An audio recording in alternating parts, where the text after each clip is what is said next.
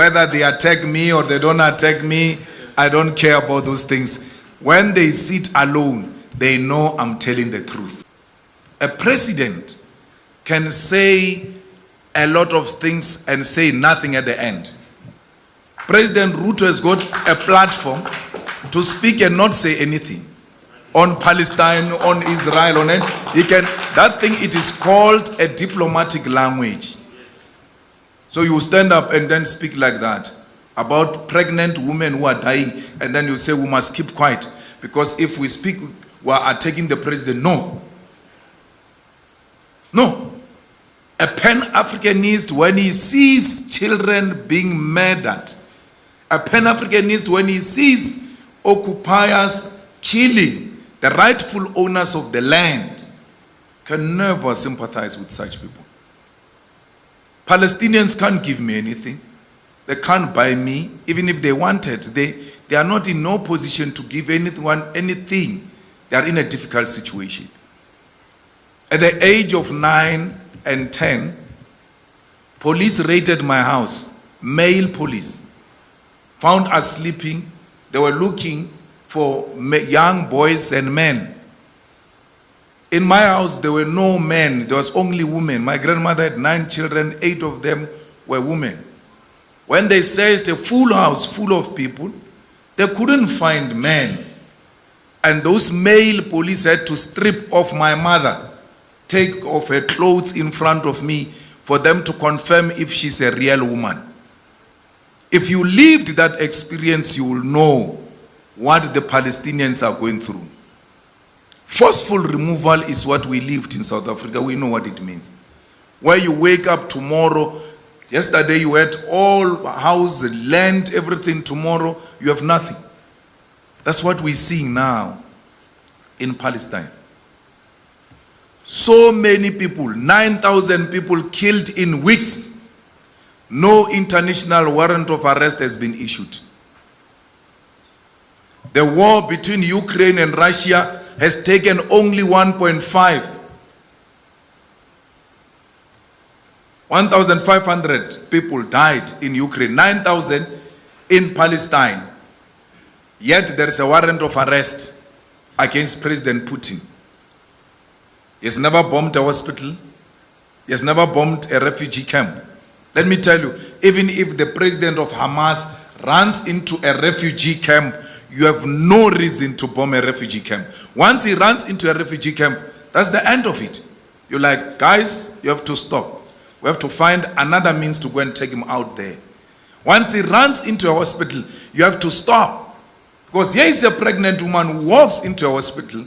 She's going to give birth. She doesn't know there is a Hamas president there. She's not part of the people who arrange that the Hamas president must go into a hospital. She gets killed for no reason. And then President Ruto says, I'm with Israel. And then you, the young ones in his party, don't stand up to say, but no, it's not done. It's not done. We did that in the ANC and we got expelled for that. And we regret, no, and we don't have any regret for doing that. The elders have got a potential of destroying the future of young people. That's why they say they've got Africa 2060 vision. But they won't be there in 2060, so I don't know what they are talking about. So you, if you are to be the youth, and the youth that must be taken serious, you must from time to time call your elders to order. That's how Africa is going to realize its potential. These elders have destroyed our continent through dictatorship, through family arrangements, and the youth kept quiet. South Africa was liberated by the youth. When we have time, we'll share that story.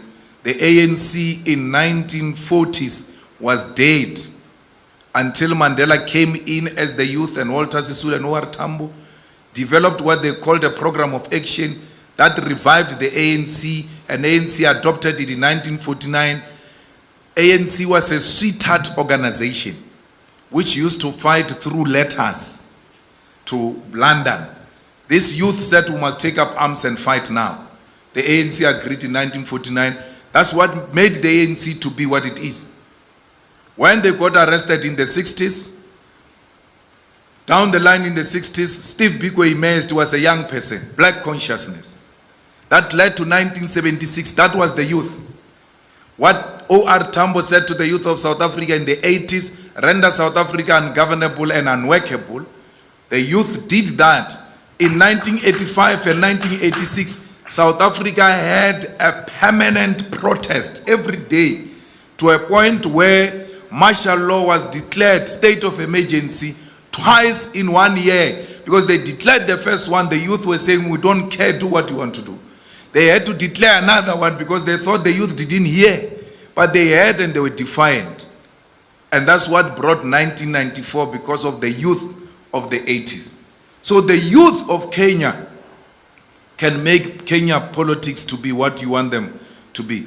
President Ruto is a new, fresh air. Because, it has always been like it has to go between the Odingas and the former president, the Kenyattas. So when he came in, we're like, we now are graduating the, what do you call it, family dynasty. We said the family dynasty arrangement is going away. We said this was a perfect Pan-Africanist. I'm not denouncing him as not being a Pan-Africanist. All I'm saying is, stay true to what you are saying. It doesn't matter how many people are criticizing you or not. We still have a lot of hope in him. We still think that a right thing can be done. We need to de-dollarize. He said he's going to de-dollarize. We need to do away with the dollar.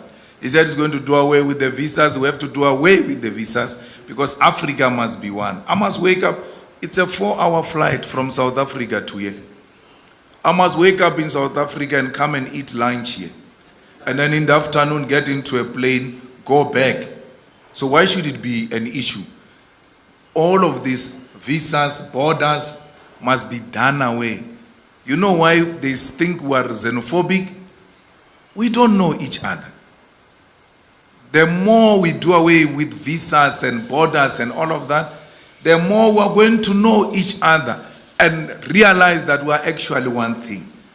There's nothing I'm seeing in this room which I've not seen in South Africa. There's nothing that suggests to me as I wake up, as I walk the streets of Nairobi, that suggests something different to me. It's my first time here. But it's as if I've been here many times. Why? Everything is familiar. These are my people. This is me. And to say you welcome me in Kenya is like welcoming me in Johannesburg. This is my home.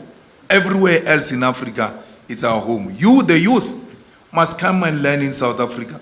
South Africans must come and learn here in our universities, cultural exchanges, and we must start to listen to the same music, watch the same movies, to do away with this Western imperialism that manifests itself through songs and television and movies and all of that.